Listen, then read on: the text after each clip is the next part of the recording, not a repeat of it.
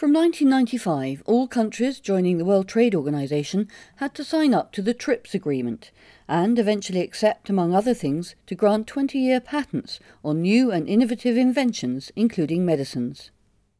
The National Patents Act was amended shortly after South Africa joined the WTO to comply with TRIPS.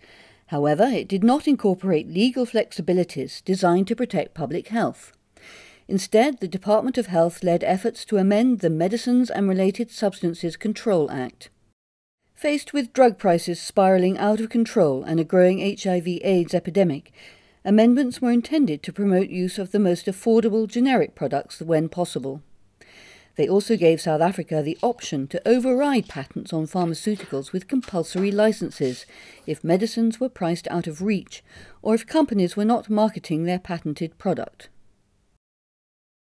Alarmed by the potential threat to their profits from affordable generic medicines, 39 of the world's largest pharmaceutical companies sued South Africa's government to get the law overturned. There was an incredible international outcry. The companies dropped the case.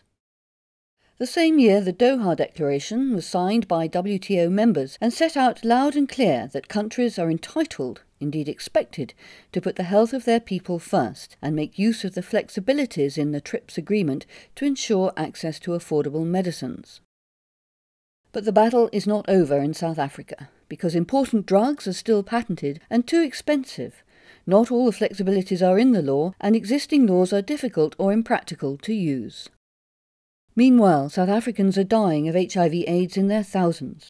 Over the decade, the Treatment Action Campaign challenges multinational drug companies again and again over the high cost of their medicines for HIV/AIDS and related conditions in South Africa.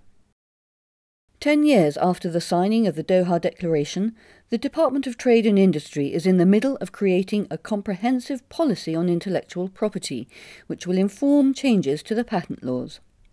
The Treatment Action Campaign, Doctors Without Borders and Section 27 launched the Fix the Patent Laws campaign to demand that some of the shortcomings in South Africa's law are addressed. One of the key reforms they call for is that South Africa starts examining patent applications, in hopes that this will put a halt to granting so many patents on medicines and only allow patents for truly new drugs. In 2013, the Department of Trade and Industry moved forward and released a draft policy which called for a number of bold legal reforms to promote access to affordable medicines. Campaigners take part in a demonstration of support for the Department of Trade and Industry's proposed reforms, asking South Africa to stop blindly handing out patents without substantive examination. The Fix the Patent Laws Coalition submit a series of recommendations for improving the draft policy. In 2014, documents leaked to the media revealed a plot to delay the IP policy reform. With backing from the US and European pharmaceutical lobbies, $600,000 was budgeted to finance South African front organisations to promote big pharma arguments against reform. Government officials, civil society organisations and the international community were outraged over the covert tactics of big pharma.